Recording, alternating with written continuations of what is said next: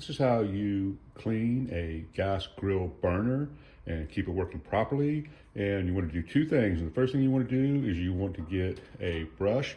I've got a toothbrush here, and we want to clean the igniter.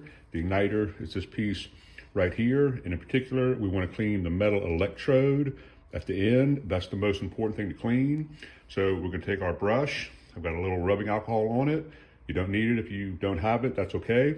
But the main thing is just concentrate on the metal electrode, get any corrosion or any grease that might be stuck on it cleaned up.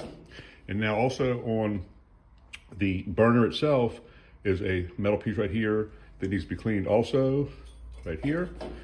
That's what makes the spark between the electrode and the burner and ignites the gas to create the flame. So make sure that's nice and clean. And if you want to, you can also clean off the plastic part.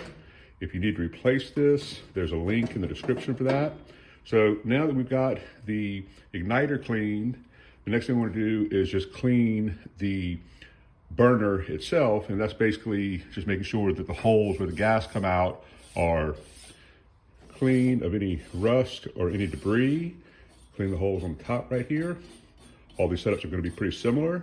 So that's really the two things that you need to do to maintain your gas grill burner, is to keep the igniter clean and keep that sparking.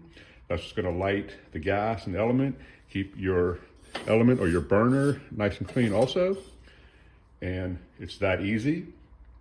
So once again, this is Walter with Coastal Caterers. Thank you for watching and have a great day.